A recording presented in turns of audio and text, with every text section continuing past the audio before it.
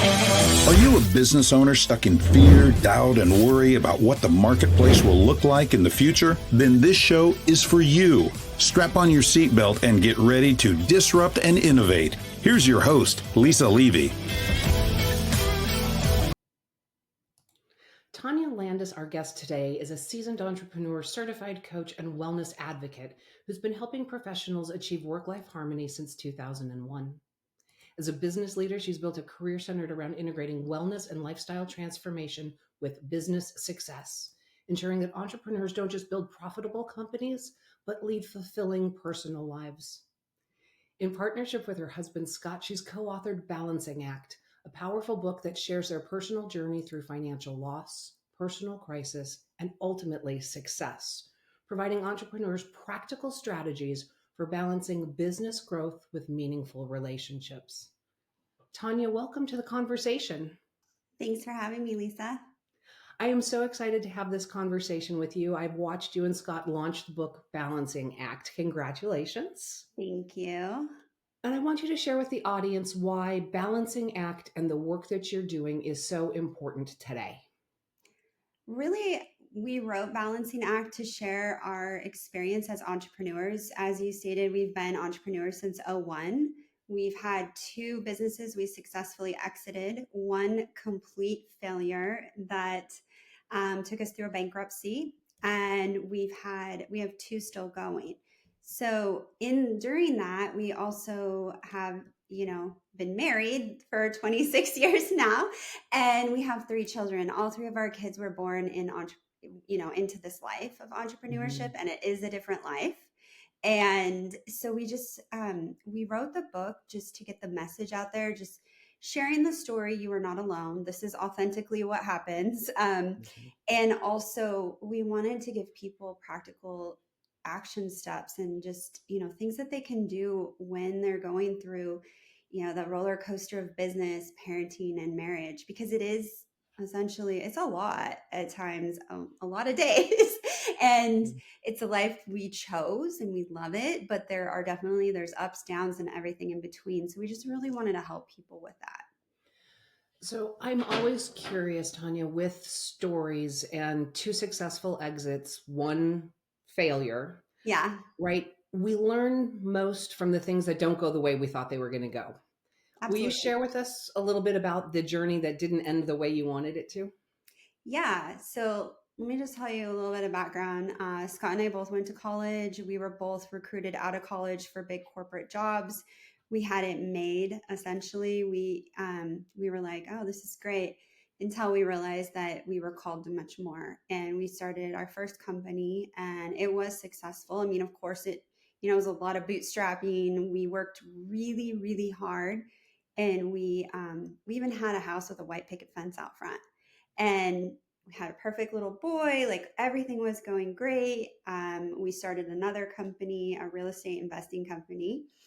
And, we owned a lot of real estate, a lot of flips, a lot of rentals, all these things we were doing. And we had an insurance and financial services company. Everything was beautiful, like as we thought. It was also very transactional. We were very transactional in relationship, very transactional in what we were doing, but we just did what we thought we were supposed to do according to society rules. Like, it's the American dream, right? And all of a sudden, it started falling apart. And our daughter was born in February of 2008. Right before that, the market had started crashing. Our daughter was born with health complications that lasted for several years. And really, we tried to save the business. We were doing everything we could to save face, pay off people, do all the things that we had committed to. But at the end of the day, we found ourselves like, we are out of options. We're paying medical bills. We're paying for treatments. We've got all these things going on. And we learned the most valuable lessons. Number one, what we learned is that building a business isn't just about the material things. It's about the impact you're making, not only in the world, but also in your family's life at home.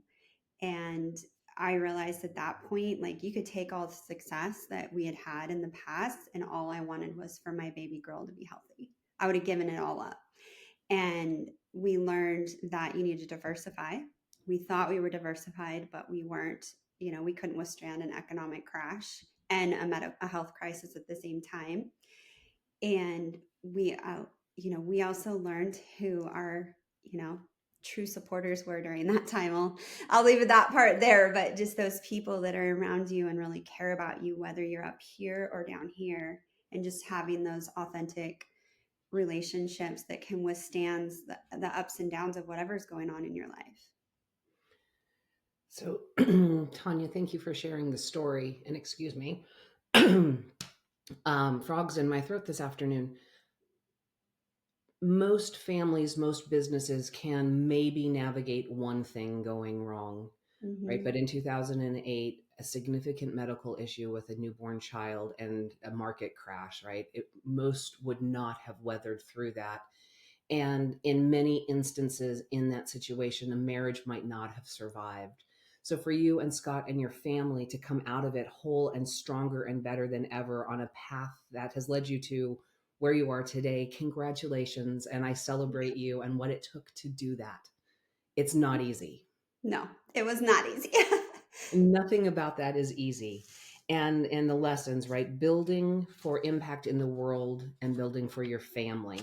Those are two really important points. And right, diversifying the business and really learning, my words, not yours, who your real friends actually are. Yes. Are paramount to anybody navigating a journey. And those are those types of lessons that we can talk about it and we can share. But as our audience is listening and maybe on the beginning of an entrepreneurial journey, some of those lessons, they can hear them, but they're not going to learn them until they experience it a little bit for themselves. Mm-hmm. Talk about coming out of that and what you've built since then and what you have that led to writing Balancing Act. So we came out of that, and my husband was like, when you're an entrepreneur, you're always an entrepreneur. You're always thinking of like how, I'm a strategist by trade. Like that's what I did even prior, as a business strategist before I even got into entrepreneurship.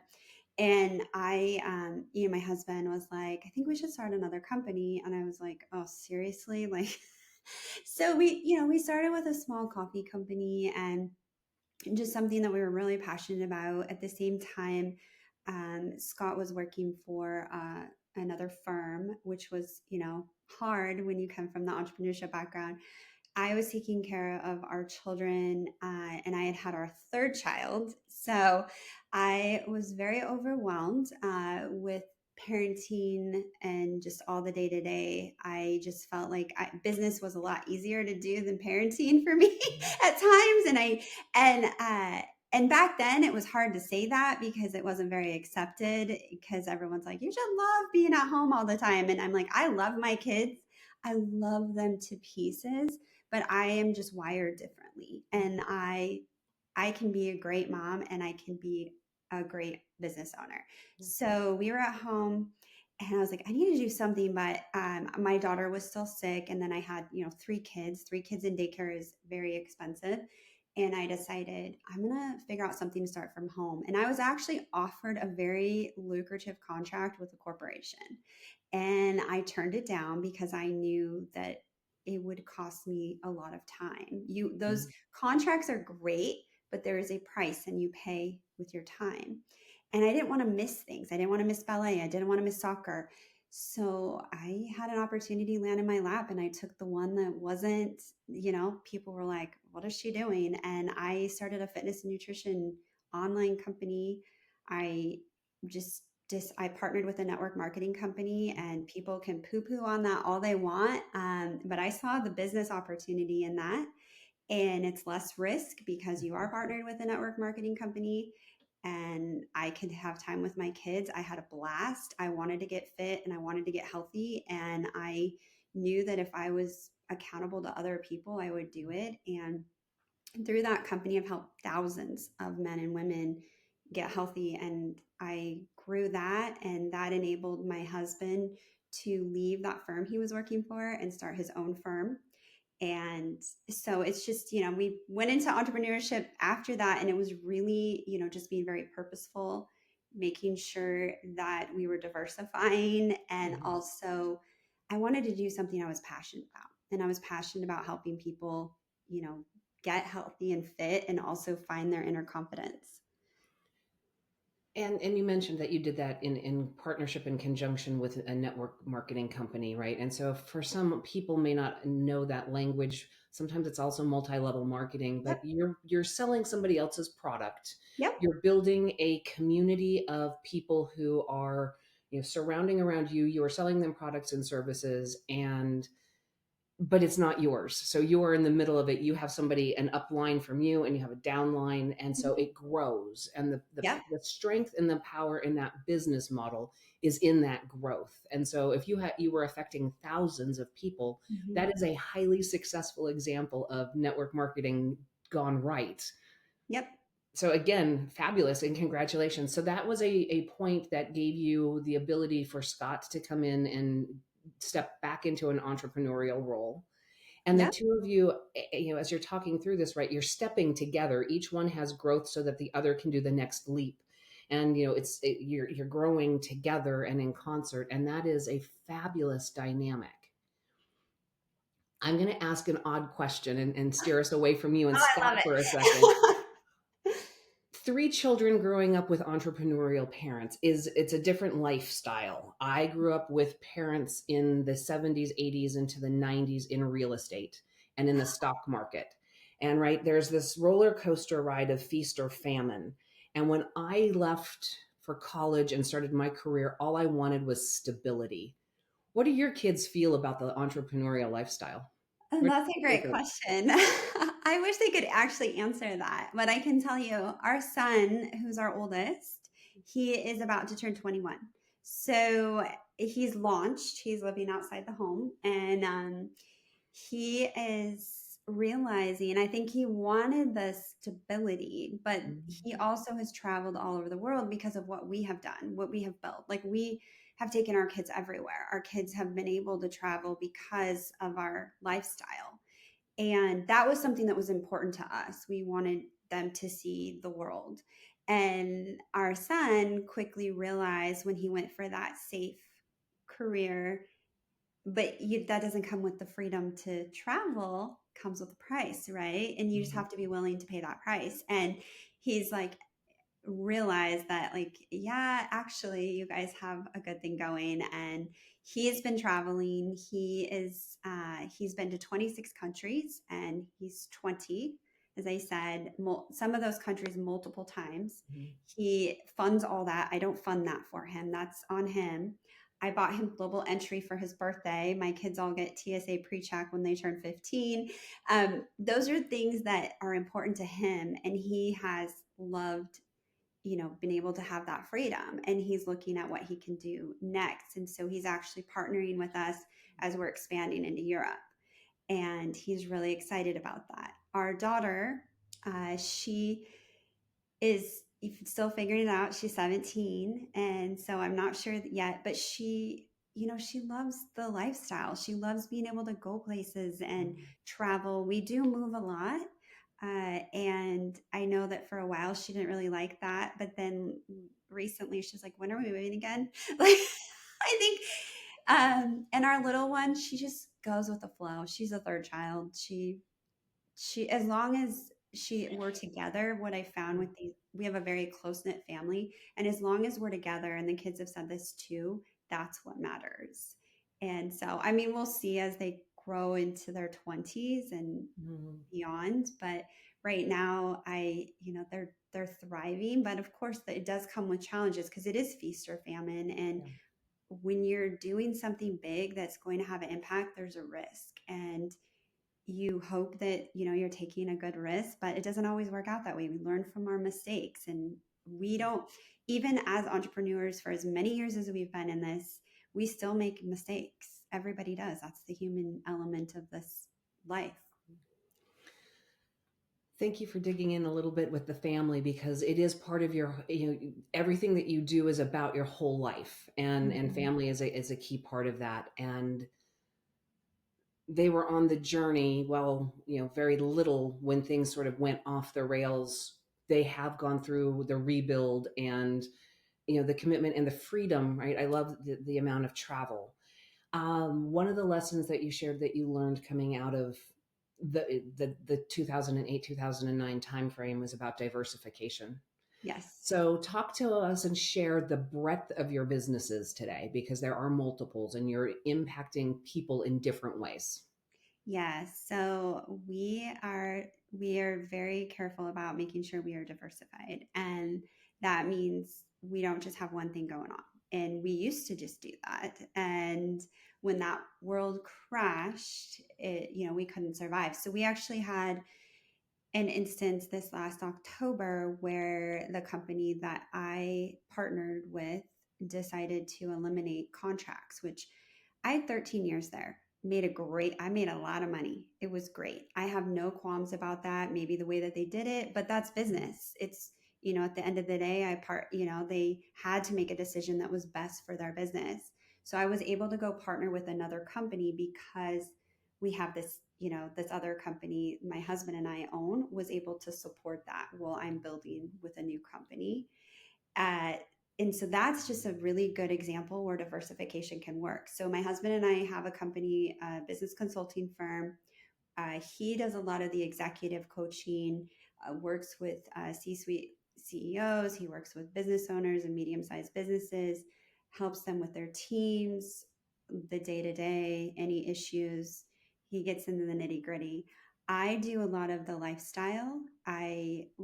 Because if you don't have the energy to run your business and you don't have your relationships intact at home, it's going to affect the way you do business and vice versa. So we have that. And then I've got the nutrition company with fitness on the side, so that if something happens again, like it just did, that could have, there were several people that had to sell their homes. They had to, when this happened, they had to go get jobs, just do all these things. And we didn't have to do that. We had to shift some things because that was a pretty substantial income, but we were able to make it because we were diversified.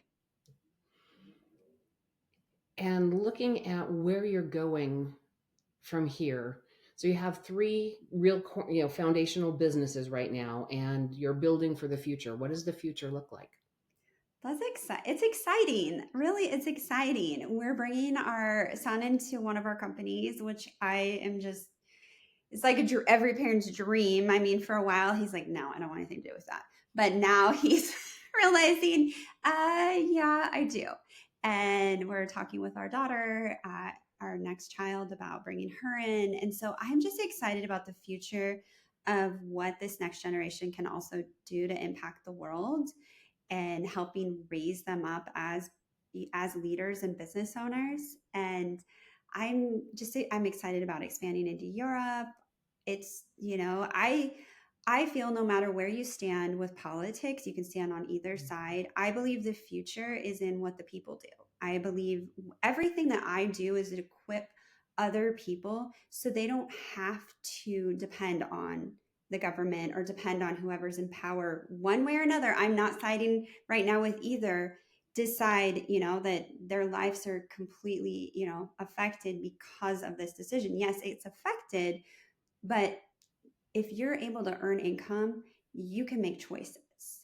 And that's what I want to give people, is that ability to make an impact, to make their own choices. So if something isn't going right, they can make a difference with that. So that's what I'm excited about right now. While you were talking about that, it sort of reminded me of a conversation you and I heard over this past weekend with a gentleman who has been leading a nomadic lifestyle for decades.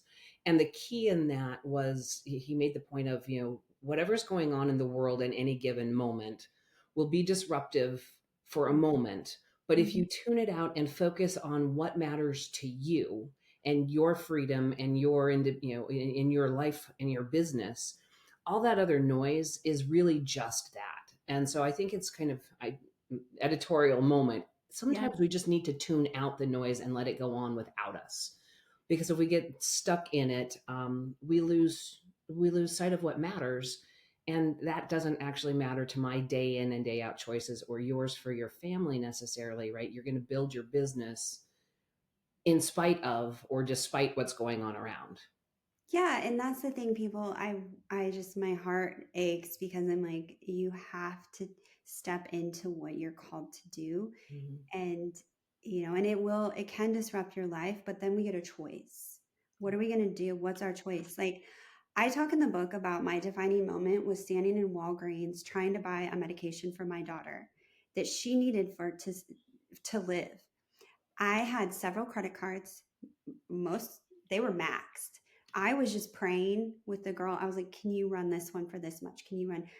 I didn't, buy a bunch of purses and clothes on those credit cards. I was paying for living expenses and medical care. I would have to call the doctor's office and see how much I needed to pay because our insurance we had insurance we paid for years. But when we needed it, they tried to drop my daughter. I had to fight them on every surgery, every treatment, everything we did. And I remember standing there and I was like, never again will I depend on a system like this. I get to make choices and I will make enough so that if my daughter needs a medication or somebody I know needs a medication, that I can pay for it because I had done everything right. Yet when I needed it, it wasn't there for me or my daughter. And I just said, I'm never doing that again. And I don't want other people to be in that situation. I wouldn't wish that on my own enemy. When you're standing in the middle of Walgreens crying, there's a line behind you and you can't buy a medication for your child. Like that was my defining moment that drives me. And every time I feel like this is really hard, I think back to that moment of like, this is what it's about. Like I'm not going back there. And I don't want other people to have to either. Those moments change everything. And in this country, 80% of American families are 90 days away from that situation you just described. And it's really scary and it's really sad to understand just how big the illusion is about our safety, our financial safety. And Yes. One medical crisis inside of a family can be devastating for decades, depending on how they navigate through it. So Tawnya, thank you so much for some really personal stories. And if the audience is curious, how do they learn more? Where do they find out about you and everything you're doing? You can find me on all the socials. If you didn't notice, my name is spelled very different for Tawnya. It's Tawnya and Landis is Landis. You can find me on Instagram, LinkedIn, Facebook. I have a website, landisfitness.com. You can find me through there.